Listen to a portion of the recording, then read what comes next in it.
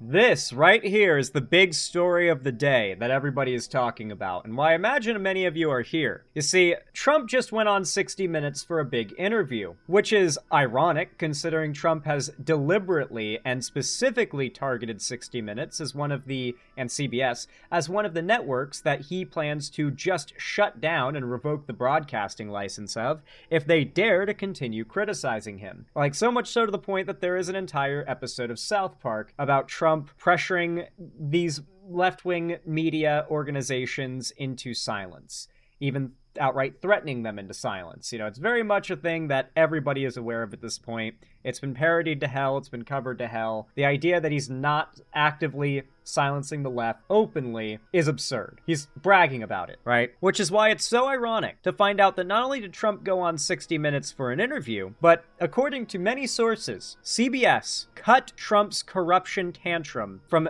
the 60 Minutes video edit. They cut it out. They clipped it to make Trump look better. For those that don't know, this is the 60 Minutes interview that everybody is talking about. Of course, the Trump rant should be available online if we can find it, but first, let's watch this interview. I'm gonna speed it up a little bit because it's not super long, but it's a little bit long, and I want to make sure we have time to watch all of it, and we have time to go over the bit that they deliberately cut out, but this is very blatant capitulation to a fascist leader, a dictator even. And the fact that they are already targeted by him and they are in his crosshairs makes me somewhat sympathetic to them. But at the same time, if you capitulate to the fascist, I mean, why should we be celebrating you? It makes sense that a lot of people are mad about this. It was blowing up on Twitter this morning, so let's dive right on in. And if you end up enjoying this video, don't forget to leave a like and a comment and a hype if you want to support it. It really does help a lot. It helps to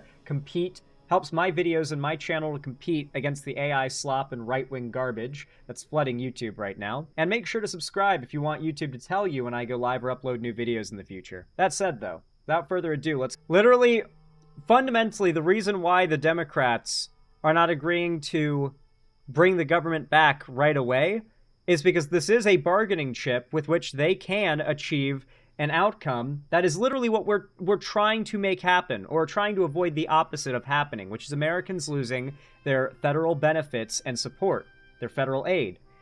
Democrats are trying to protect it right now. Republicans are refusing to allow Democrats to protect it. And then on top of that, they are keeping the government shut down while also refusing to extend the budget for the USDA to include a further payment for November into SNAP and EBT. And now we're going to see tons of Americans starve, and tons of Americans have no health care, no health coverage. That is all the Republicans' faults. The Democrats right now, their consistent position through all of this is, for God's sakes, Republicans, stop trying to take away programs that allow millions of Americans to live every month. Please stop attacking them.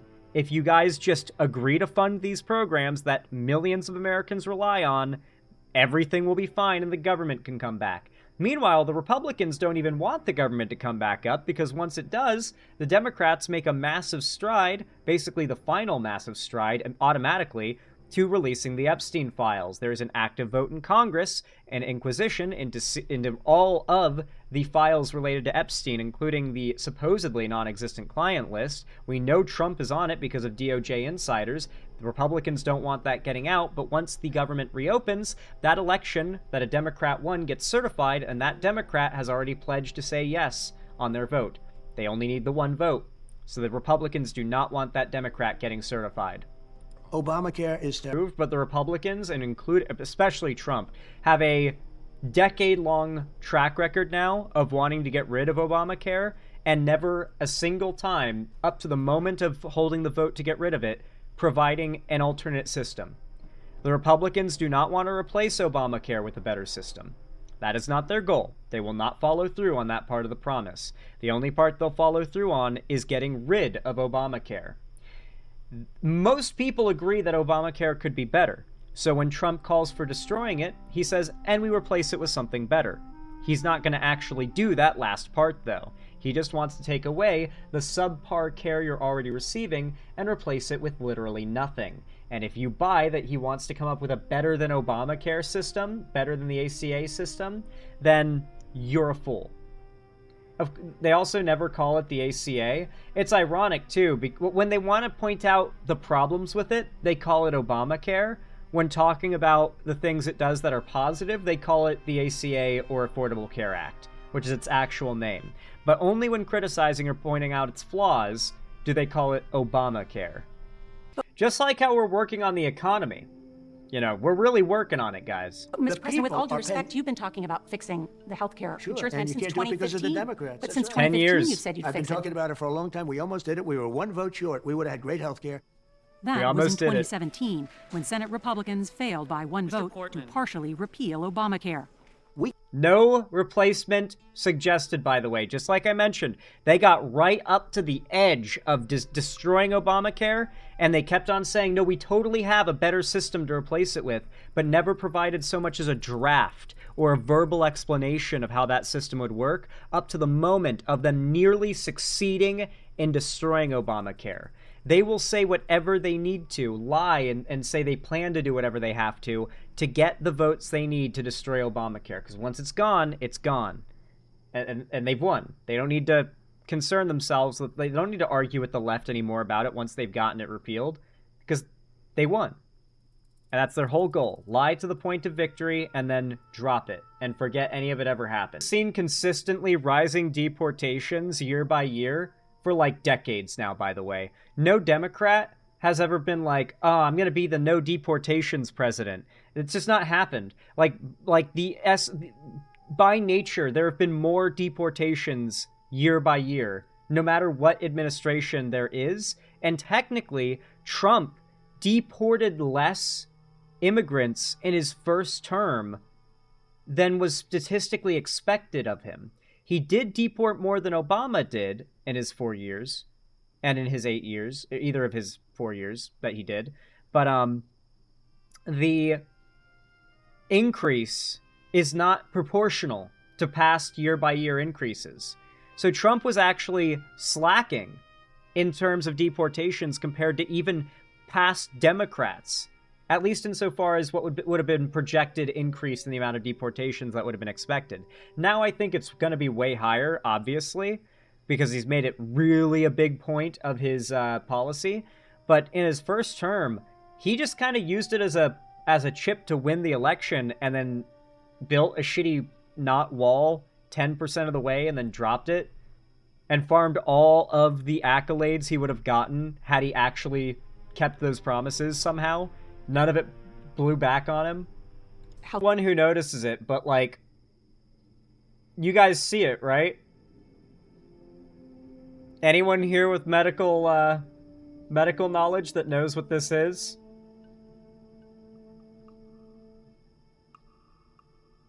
That's low blood flow to his lips. So maybe it's cold in that studio.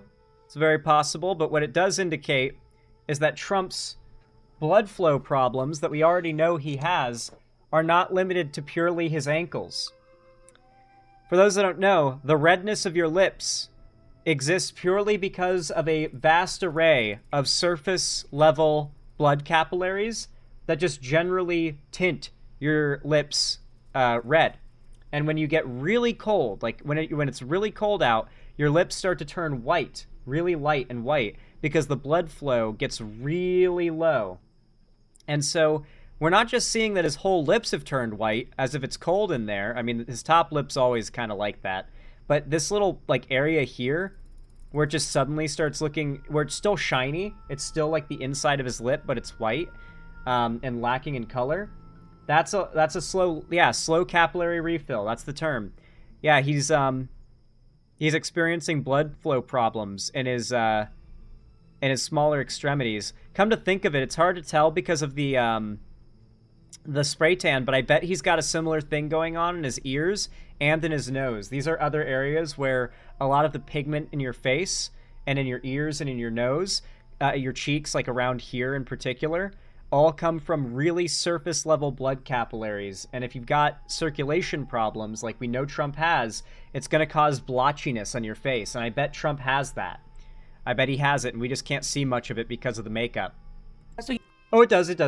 No, it doesn't. The market is nice if you're invested into it. Like if you keep your money in the stock market, safe investments, ETFs, and index funds and stuff, then you're probably going to be benefiting from the current state of the economy. The market is not driven by the president's policy, though. It's driven by market sentiment. I invest. I'm a day trader. I know this stuff. Trump's not going to lie to me about it, okay? And most day traders should know better than to fall for Trump's claims that his policy are what are causing increases in the market. I can tell you right now, as someone that invests, we are seeing massive spikes in the market, mostly driven by biotechnical corporations. For the last 2 weeks, every day, the number one gainers in the stock market, by literally hundreds of percent some days, have been biotech companies.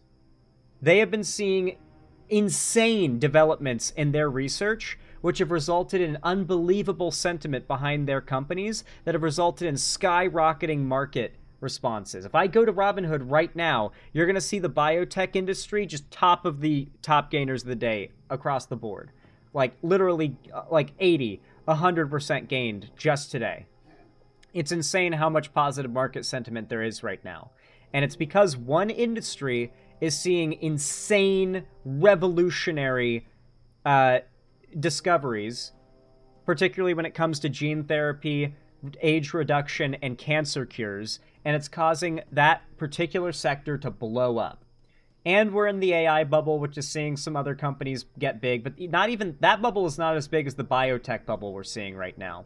So basically invest in biotech. I'm not telling you to invest in biotech. I'm just saying look at the top gainers right now, especially over the last couple weeks. They're all biotech companies. So, yeah, Trump is not the one responsible for biotech companies making massive revolutionary discoveries in the private sector. That is not Trump. What Trump is responsible for is, for the first time, we saw GDP growth decrease quarterly during 2025. His first year saw the GDP shrink, which is unheard of for America. The U.S. economy's productivity dropped. That does not happen, not even during recessions. And now we're currently in a stage where I think it's something like 15 or 20% of Americans are missing their car payments. That means those Americans don't not only have no more spending money, they don't have bill paying money.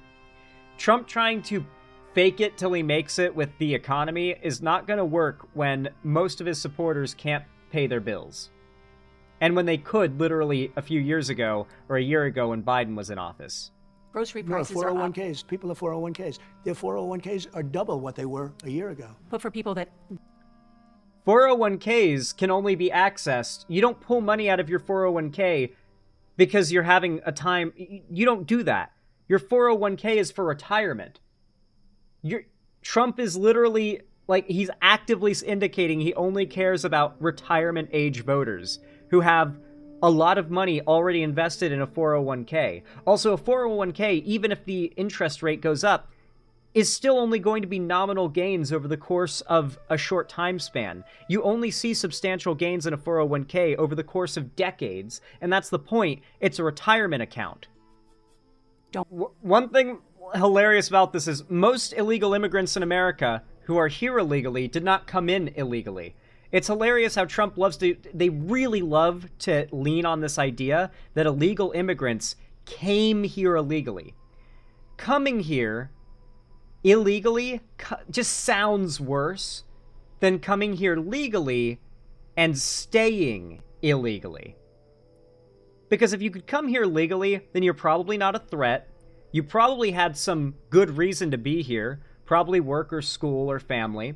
You were probably economically productive for the country to have been allowed in, because it's not exactly easy to get into America legally. But there are a variety of ways to enter America legally and only be allowed to stay here temporarily. And the vast majority, and I mean the vast majority statistically, of illegal immigrants in this country came to America on a legal visa of some kind and overstayed it beyond its expiration date, thus becoming an illegal immigrant. But it's very convenient how often they lean on this "they came here illegally" thing. As if as they were entering the country, they entered America with an act of crime. it gives this vibe that these people started their time in America with a crime. Like, how could they not all be criminals if just coming here makes them criminals? That's the vibe they want to get off. But fundamentally, the data suggests, no, the majority of them came here legally, actually. I remember in 2015 when conservatives told lefties they were insane if they thought anything would change at all once Trump got elected.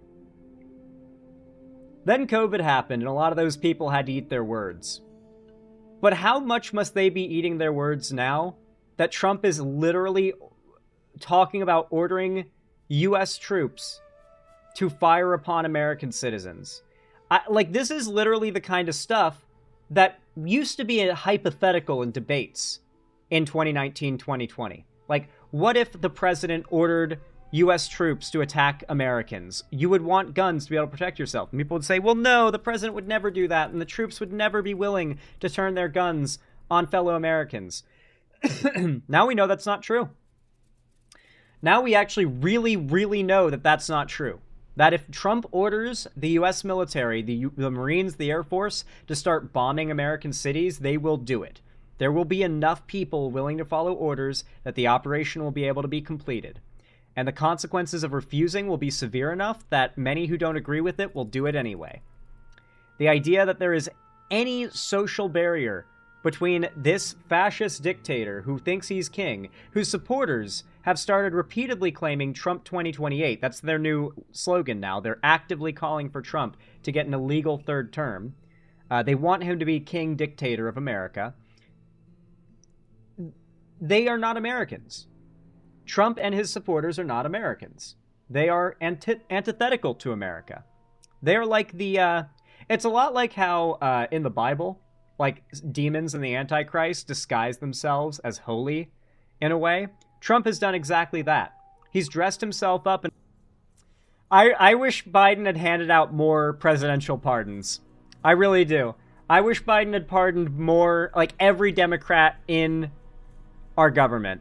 That would have been the ultimate move. Also, look how fucking white his gums are. Look at those gray gums. No blood flow at all to those gums. Not even a little. Holy crap. Y'all see it, right? I'm not blind. Obviously his lips, the tips of his bottom lip, serious lack of blood flow. Capillary blood flow, but the capillaries in his gums, oh my gosh, they're gray. Not dentures, no. Those are his gums lacking any blood flow. Remember, Trump has a very public problem with the circulatory system. He is actively dealing with, like, we've seen his cankles, we already know that there are public medical records that talk about his blood flow issues. So, yeah, it's starting to show in his face and in his mouth. That definitely can't be. Trump works with that crypto group. He works with them. Oh dear, they got my. Oh no, what happened? What happened? What happened? What happened? Your stream is temporarily blocked because we detected video belonging to someone else. Video belonging to someone else. Come on, 60 minutes. 60 minutes.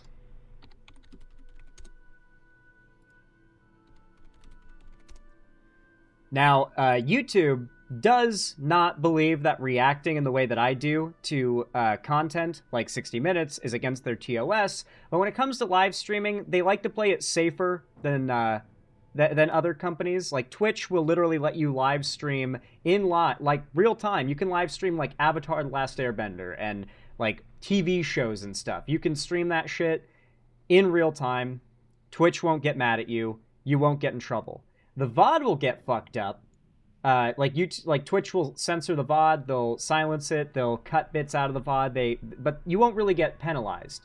YouTube, on the other hand, takes it so seriously that they have active bots running that detect if any copyrighted content is being played on your stream, and they'll hit you right away.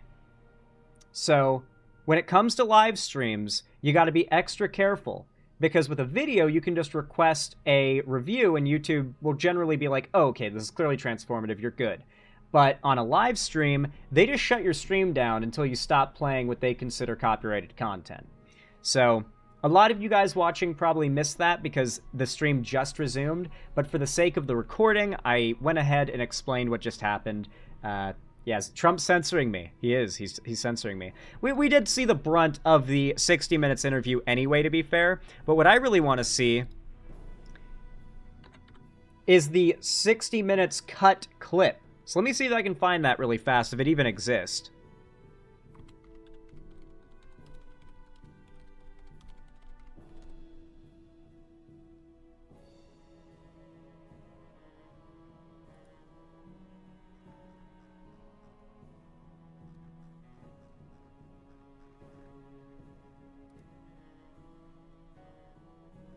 Huh, would it be on Twitter?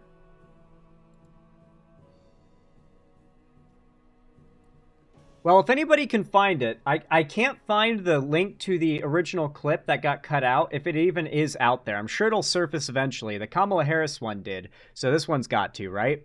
But here's an interesting article. Fact check. 18 false claims Trump made on 60 Minutes. He falsely claimed that $17 trillion is being invested in the U.S. right now, though the $17 trillion figure is nearly double the White House's own widely inflated figure. There he is again, just doubling numbers to make him sound better. He falsely claimed each alleged drug boat the U.S. has attacked in recent weeks kills 25,000 Americans, though experts note this figure plainly does not make any sense. Yeah, that is an absurd amount of Americans to die to drug boats per year. He falsely claimed some recent former presidents invoked the Insurrection Act 28 times, quote-unquote, though no individual president has invoked it on more than 6 occasions, with this record set by President Ulysses S. Grant in the 1800s. He falsely claimed he has ended 8 wars, though his list includes 2 situations that were not wars at all, and at least 1 war that continues. He falsely claimed CBS aired an edited interview with Trump's 2024 opponent, Kamala Harris, 2 days before the election, though it was actually more than 4 full weeks before Election Day. He falsely claimed former President Joe Biden gave $350 billion in aid to Ukraine. The real number is well under half of that, once again, doubling numbers when he needs to make them sound punchier, and allowed in quote-unquote 25 million migrants. The real number here is well under half of that, too. It's actually 11 million illegal immigrants in America as of Trump getting elected. And Trump made a variety of additional false claims on several subjects, including the government shutdown, the artificial intelligence boom, tariffs, his first impeachment, and his former legal battle with 60 Minutes itself. Trump falsely claimed, we have no inflation, we don't have any inflation. He said at another point of the interview that essentially we don't have inflation, quote-unquote. He also falsely claimed, quote-unquote, we're down to 2%, even less than 2%. There is inflation. It has been worsening since May after hitting a 4-year low in April. It's not 2% or less than 2%. The year-over-year rate was about 3% in September. Mind you, even a point percentage when it comes to inflation rate is insane. Up from about 2.9% in August. The September figure was nearly identical to the roughly 3% rate in January. I believe the Federal Reserve wants to keep the U.S. Inflation rate around 1.8%. That's like the ideal target range. Trump falsely claimed that President Joe Biden gave the worst inflation rate in history of our country. Trump repeated his frequent false claim that we have $17 trillion being invested in the U.S. right now. Trump claimed as often as he does that China and other foreign countries pay the tariffs he has imposed on their exports. In reality, U.S. importers, not China, or other foreign countries, make the tariff payments. Trump correctly noted that some artificial intelligence companies are moving to generate their own power on the same sites as their energy-hungry data centers, but falsely added that letting companies make their own electricity was his idea. So yeah, Trump, he's definitely keeping up on that, breaking his first term's record of lying immensely, in large amounts, at breakneck speed. Does not surprise me. He is really, really shameless about it. And he's a pedophile. Anyway, if you enjoyed this video, if you found it entertaining, enjoyable, educational in any way, consider leaving a like, a comment down below, hype the video, and subscribe. It really does help a ton. Helps me to beat out those AI slop and right-wing chud videos in the algorithm that YouTube so much prefers to my content. So support the stream, support my videos. It really does mean a lot. Thank you for watching, and I hope to see you again.